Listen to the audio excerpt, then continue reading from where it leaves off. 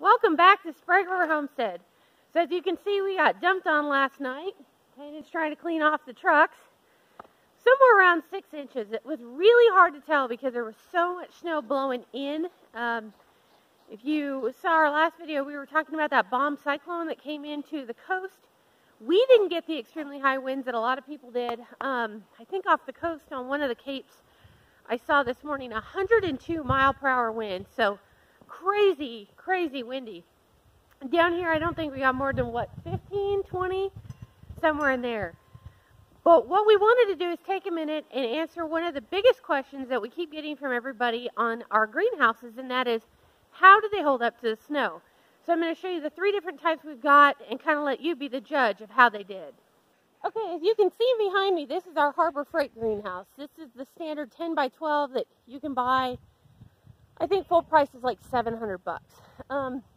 If you've been with us very long, you know that the original design on this thing gave me so much trouble. So the original roof pieces that are actually still in there, what happens is because they're aluminum, they cannot take much snow load or wind load. So all of ours had bent in, and I couldn't keep a panel in it to save my life. What you can't see, or you probably can by the wavy edges here, is that what I did is I went and I pulled all the original stuff off. Yes, I lost the roof vents, but I went with polycarbonate panels, 12 foot long, screwed onto the original purlins in there, and it stiffened the whole thing up dramatically. We've had 30-mile-an-hour winds on this thing now. Doesn't even phase it. Most of what you can see on this side is actually pretty minimal. There's only a couple inches of snow. The back corner probably closer to 4. I'll show you the other side where there's about 5-6 inches on it, and you can see how she's holding up. And there you have it. You can see she's doing just fine.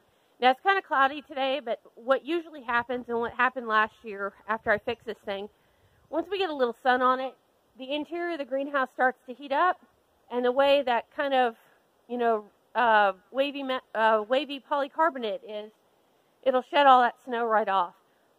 Now, if we get much more snow than this, I'll probably come rake it off, just because the most I've had on these things is about 10 inches.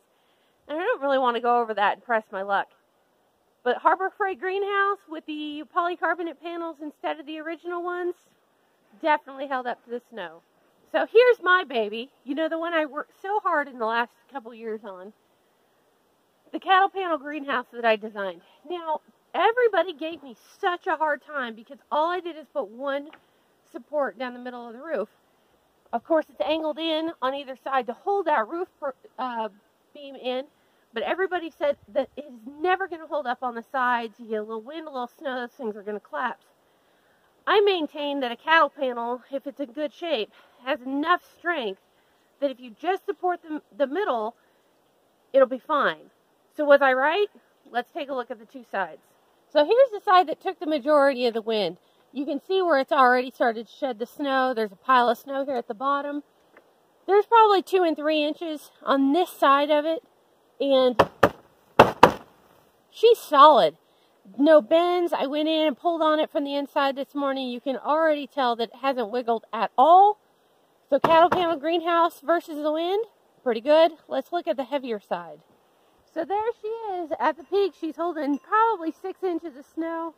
You can see as it's come over, it's continued to shed. There's a big pile of snow at the bottom. And I did go in there, and it is warm. We're 29 degrees outside right now, and within just a few minutes, I was starting to get hot in all my gear. I did not put a thermostat or a thermometer in there, so I'm not real sure, but it's definitely above freezing.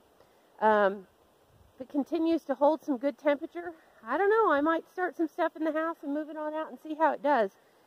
I took the winter off of gardening, and now I'm thinking, maybe I shouldn't have. So the domes are where everybody's always the most skeptical. Will they hold up? You be the judge. So up there on that upper part, that snow is probably about 10 inches thick. The domes hold it fine. The key to making these domes work in extreme snow load, like where we're at, is a good quality plastic. I cannot for the life of me remember how thick this plastic is. If you go back and watch any of our videos about putting the cover on, I do mention in there, this is with the doors not even completely closed. So I had some door failures on the zip-up doors that I was using, and didn't get them sewn all the way on. So this thing is not holding as much heat as it could, but you can still see where she is shedding snow just fine. I'll show you the other dome here in a second. Same thing. These things are so incredibly tough for being made out of PVC and just some greenhouse film. The key is absolutely in the design. The wind doesn't bother them as long as you can keep them closed off and the wind can't get in and get a hold of them. These things aren't going anywhere.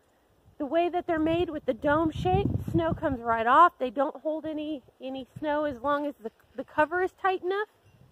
Definitely a winner when it comes to the snow. So there you have it. That's how our greenhouses have held up to the snow.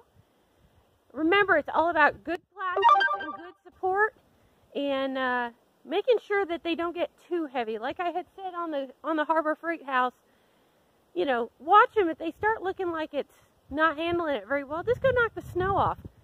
These pretty much are all self-shedding. Doesn't look like I'm going to actually have to do anything. So I'm going to go in, give myself a warm cup of coffee, and spend a little time by the fire. Wherever you are, hope you have a good Thanksgiving, because that's coming up for us tomorrow. And we'll see you soon. Happy homesteading.